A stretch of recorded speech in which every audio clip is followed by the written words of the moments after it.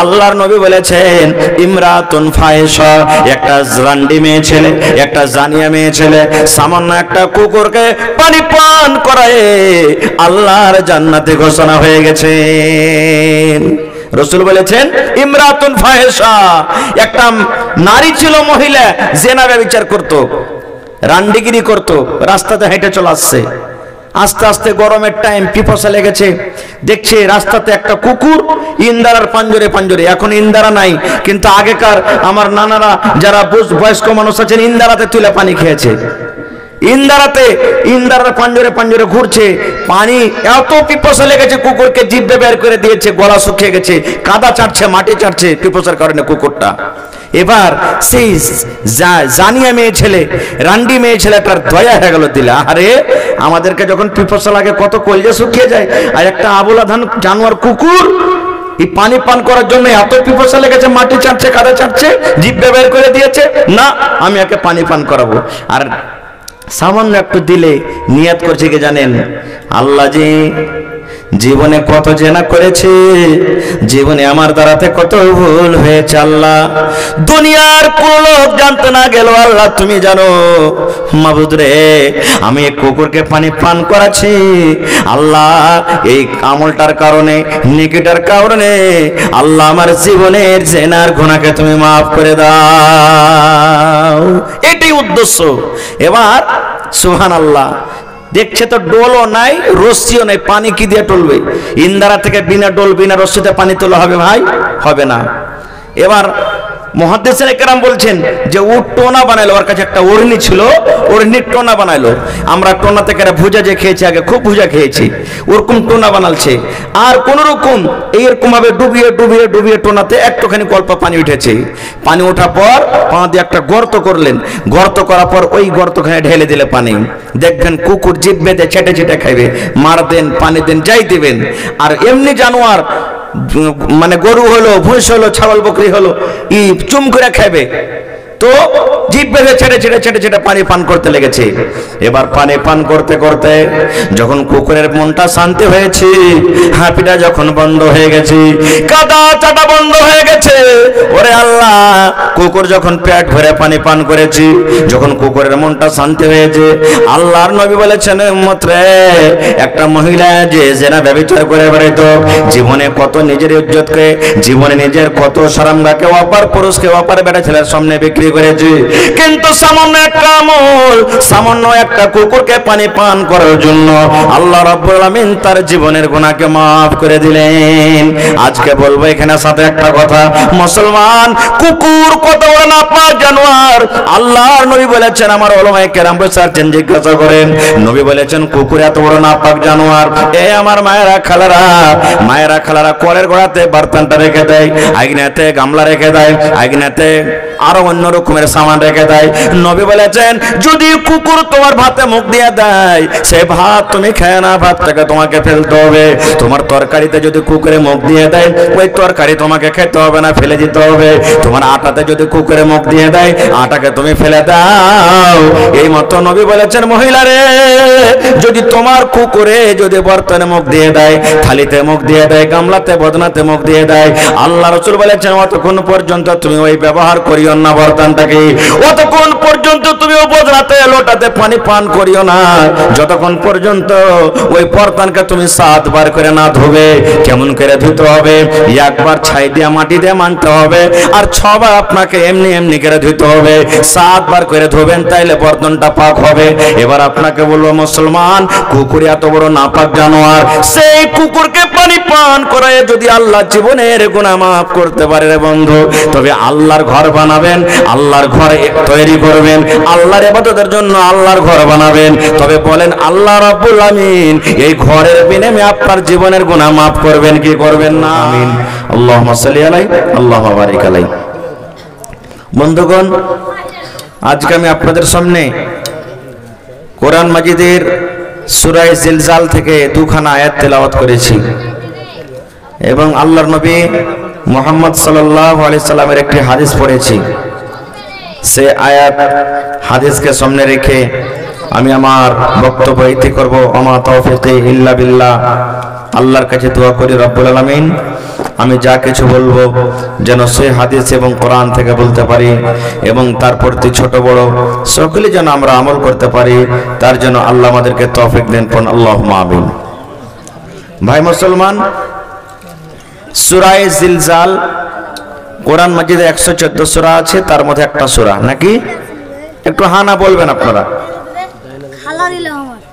আচ্ছা ঠিক আছে, দোয়া করছি পরে।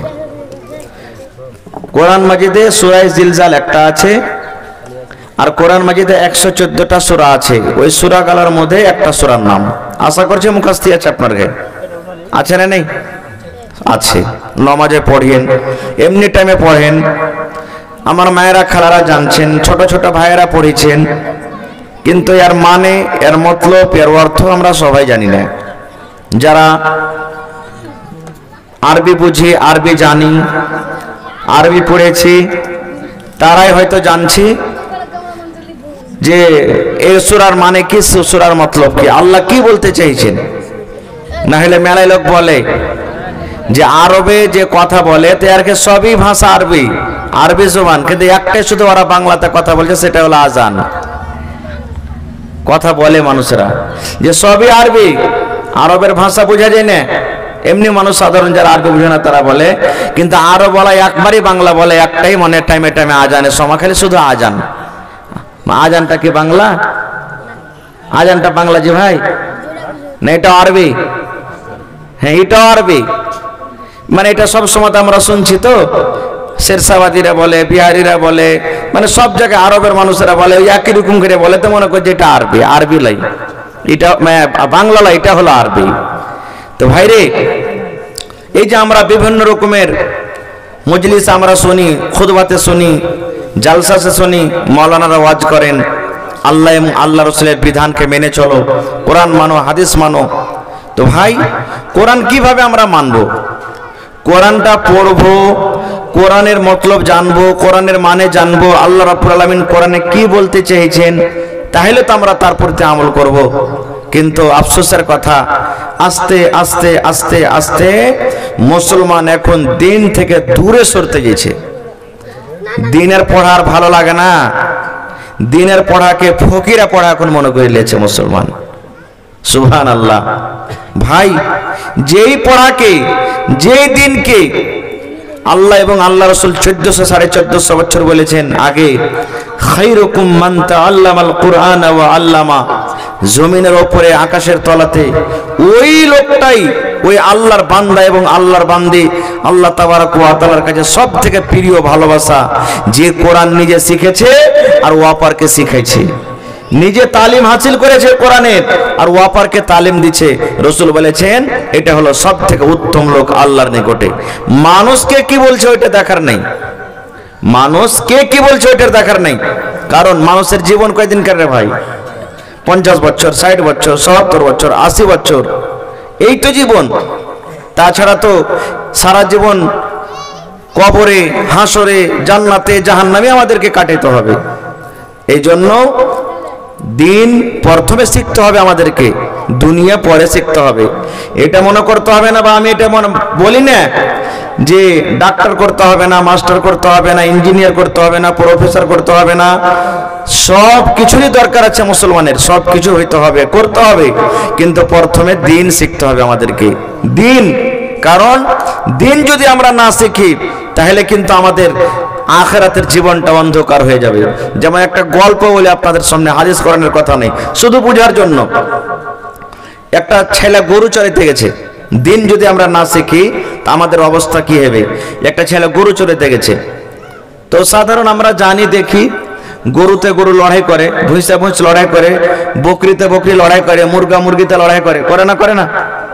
হানা বলেন একটু করে। এখন তো রোজার মাস চলে না, বা রোজার দিন লয় যে মানে কইতে পারবো না, খাওয়া পিন্ধার দিন চলিছে আলহামদুলিল্লাহ। তো লড়াই করছে, ছোট ছেলে, 8-10 বছরকার, 12 বছরকার ছেলে, তো হ্যাট হুট করছে, কিন্তু গরু ছোটে না। আমি কি করবে? রাখালের হাতে তো লাঠি থাকে, হাতে এখানটা লাঠি ছিল লম্বা, দুটা গরুকে টাইনে টেনে 2 লাঠি কেড়ে দিয়েছে, বাস ঝগড়া ছুটে গেছে, মানে গরু লড়াই করে না আর, একটা একদিকে চলে গেল, একটা একদিকে চলে গেল। ছেলেটা সন্ধ্যেবেলাতে যদি বাড়ি আসছে, দেখছে ওর মা আর বাপ ঝগড়া করছে বাড়িতে। স্বামী স্ত্রী যেমন সাধারণ হয়, মেলায় জায়গাতে ঝগড়া হয়। কোনো জায়গাতে হয়তো পুরুষটা কড়া থাকে, মেয়ে লোক মুখ দিয়ে কথা বাইর করতে পারে না, এই জানছে যে খান্নেসা রাগ আছে, একে কিছু বলতে গেলে শুরু করে দিবে। আর মেলায় জায়গাতে আছে যে মেয়ে লোকটাই জিতে থাকে, পুরুষটা যদি কিছু কইতে গেলে ওকে ধরে ধরে কিলেবে। এরকম আছে দুনিয়াতে। মানে মেয়ে লোকটা এমন ভাবে থাকবে, যদি কড়া করে কোনো কথা বলে তো হয়তো পরে তারপরের টাইম থেকে আর খানা বন করে দিবে। এরকমও আছে, ডরে কইতে পারবে না কিছু, তো লড়াই করছে। এমন ভাবে ফাটাফাটি লড়াই চালু করেছে ভাই, সুবহানাল্লাহ। এদিকে ওর বাপ হাল বাহাল আঠেলি আছে, হালের বেটি হালিকা মেরি দেবো বেশি রকম করবি তো। এদিকে ওর মাও হেঁচে লেলেছে, আয়রে মরে বেটা মার, তোকে ছেপে দেবো, তোকে বেশি দিন করবি তো। আর ছেলেটা গরু চড়িয়ে বাড়িতে ঢুকছে, দেখছে এরকম ব্যাপার, কি করবে?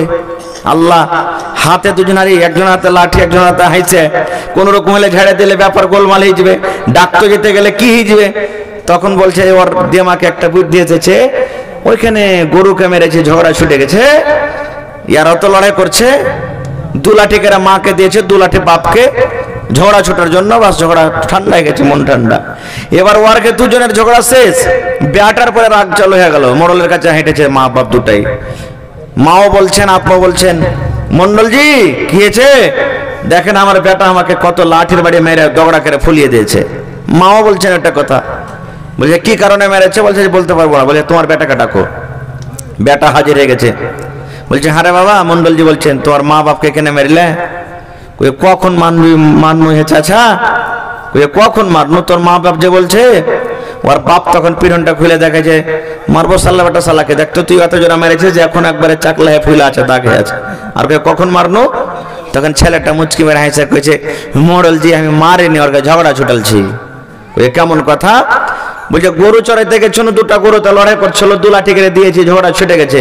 আইসা বাড়তে দেখছি এরা ঝগড়া করছে, তা আমি মনে করলো যে গরুকে মেরে ছুটাল ছুটে, এরা মনে হয় ছুটবে, 2 লাঠি করে দিয়েছি, আর ঝগড়া ছুটে গেছে। তো ওর ঝগড়া চলছে, আমি কি মেরেছি? সুবহানাল্লাহ। ভাইরে, বলার উদ্দেশ্য হলো ছেলেটার মধ্যে যদি একটুখানি দিন থাকতো, ছেলেটার মধ্যে যদি আল্লাহ এবং আল্লাহ রাসূলের কথা থাকতো, তাহলে কিন্তু এই ছেলেটা পার্থক্য করতে পারতো যে ওটা হলো জানোয়ার, ওই জানোয়ারটাকে মেরে ছোটল ছোটল জানোয়ার, এটা মানুষ নাই। আর এটা হলো মানুষ, দ্বিতীয় মা বাপ, একে মেরে ছোটাইতে হবে না, মারতে হবে না, এই জিনিসটা পার্থক্য করতে পারতো, কিন্তু করতে পারলে না।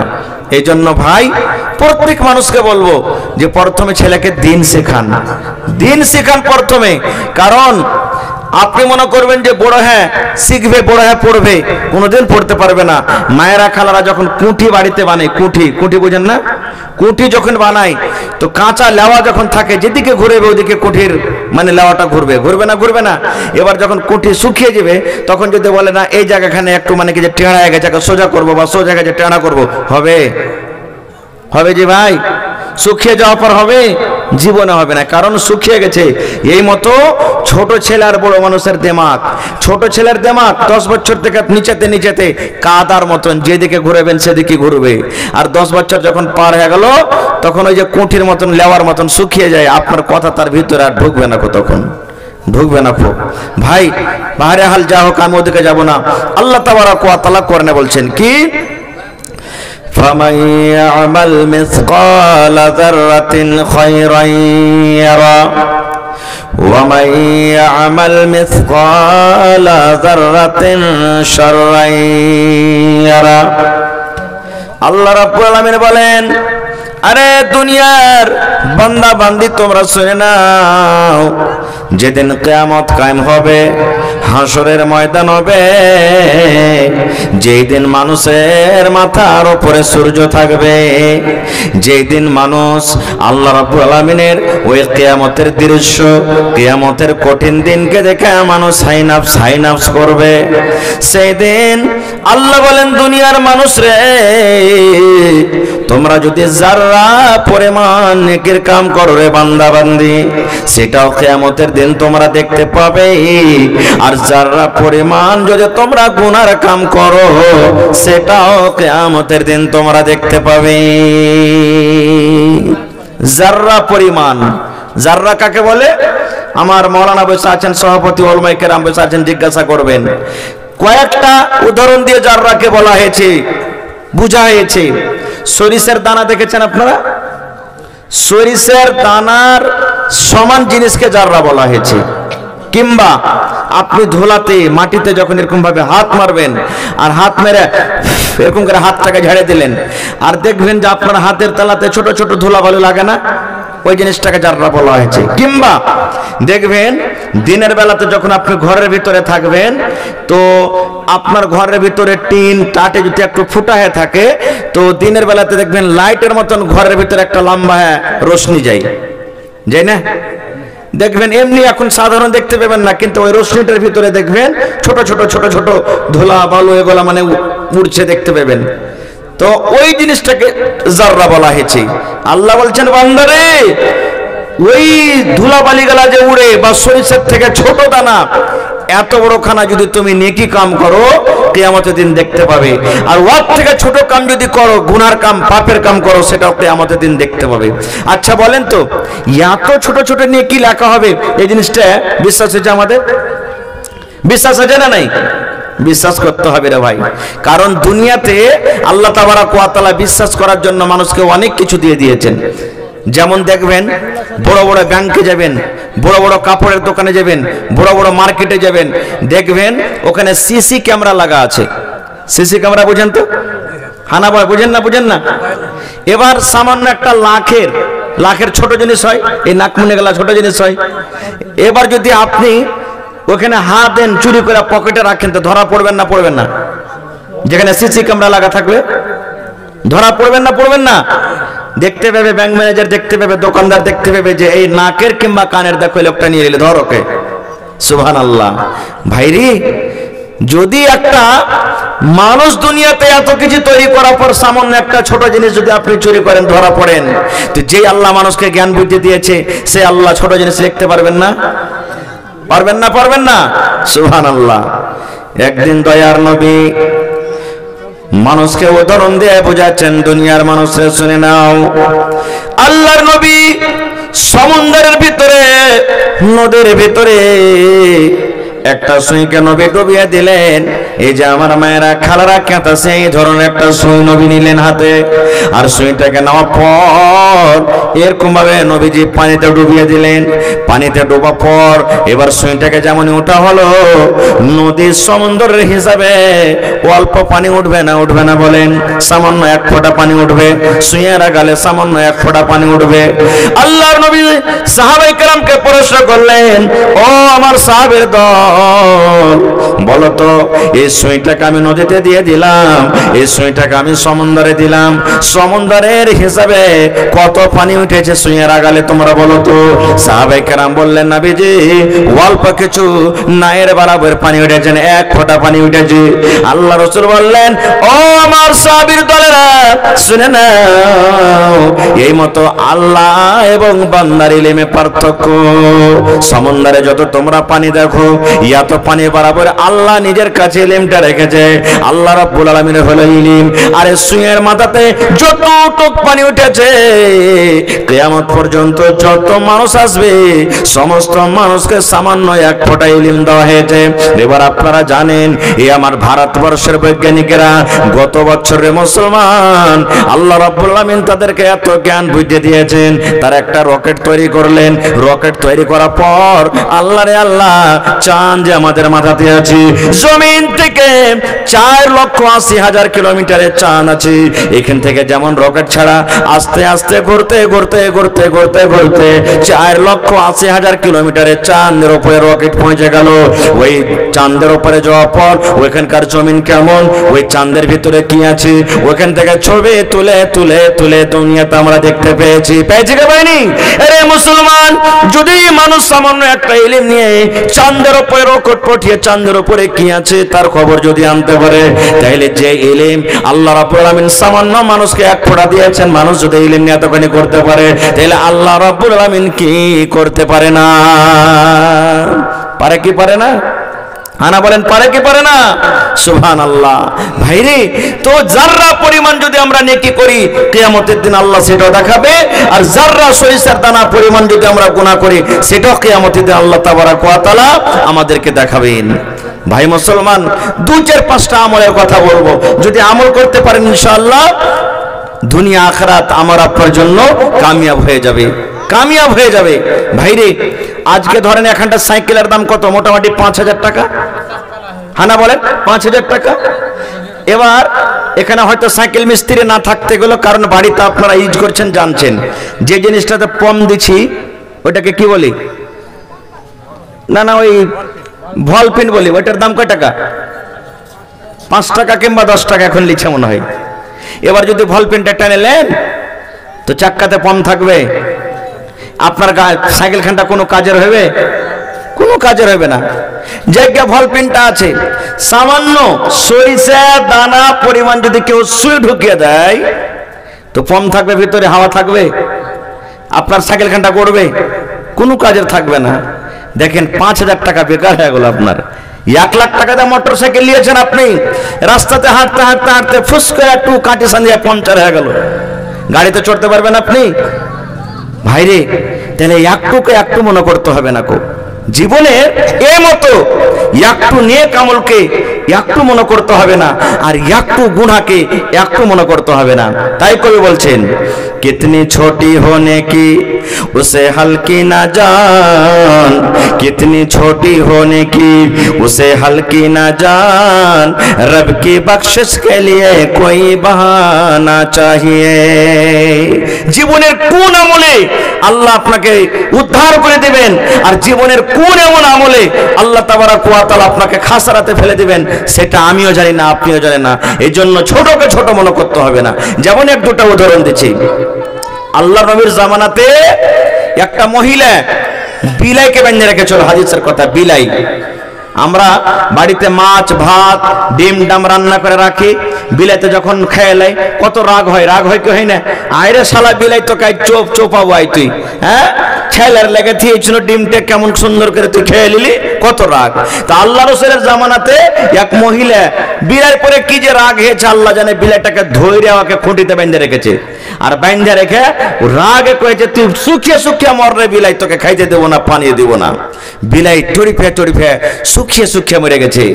আল্লাহ রাসূল সাল্লাল্লাহু আলাইহি ওয়াসাল্লাম বলেছেন, ও আমার উম্মতের দল তোমরা শুনে নাও, ওই মহিলা একটা বিলাইকে মারার কারণে জাহান্নামের ভিতরে ঘোষণা হয়ে গেছেন। মহিলাটা হলো জাহান্নামী, কারণ একটা বিলাইকে বেঁধে রেখেছে, এটাকে কম নেকি মনে করেছে, গুনাহ কম মনে করেছে। একটা বিলাইকে মারতে গেলে কি হবে এই অল্প কিছু মনে করে একটা বিলাইকে রেখেছে, এই জন্য বিলাইটাকে মেরে মেরে দুনিয়া থেকে শেষ করে দিয়েছে। তুই যদি খেতে না দিতে পারলি, বিলাইটাকে খুলে রাখতে ছেড়ে রাখতে, আল্লাহর দুনিয়াতে যেখানে ইচ্ছা সেখানে খেত, সেখানে চলতো, সেখানে যেত, কিন্তু একটা বিলাইকে বেঁধে রেখে রেখে রেখে তাকে মেরে দিলি। আল্লাহ রাসূল বলেছেন, ওই লোকটা, ওই মহিলা একটা বিলাইকে মারার কারণে আল্লাহর জাহান্নামে ঘোষণা হয়ে গেলেন। শুধু তা নয় রে ভাই, আল্লাহর নবী বলেছেন, ইমরাতুন ফাহিশা, একটা জান্ডি মেয়ে ছেলে, একটা জানিয়া মেয়ে ছেলে সামান্য একটা কুকুরকে পানি পান করায় আল্লাহর জান্নাতে ঘোষণা হয়ে গেছে। রাসূল বলেছেন, ইমরাতুন ফাহিশা, একটা নারী ছিল, মহিলা জিনা ব্যভিচার করত, রান্ডিগিরি করত, রাস্তাতে হেঁটে চলে আসছে। আস্তে আস্তে গরমের টাইম, পিপাসা লেগেছে, দেখছে রাস্তাতে একটা কুকুর ইন্দারার পাঞ্জরে পাঞ্জরে। এখন ইন্দারা নাই, কিন্তু আগেকার আমার নানারা যারা বয়স্ক মানুষ আছেন ইন্দারাতে তুলে পানি খেয়েছে। ইন্দারার পাঞ্জরে পাঞ্জরে ঘুরছে, পানি এত পিপাসা লেগেছে কুকুরকে জিভে বের করে দিয়েছে, গলা শুকিয়ে গেছে, কাদা চাটছে, মাটি চাটছে পিপাসার কারণে কুকুরটা। এবার সেই জানিয়া মেয়ে ছেলে, রান্ডি মেয়ে ছেলেটার দয়া হয়ে গেল দিলে, আরে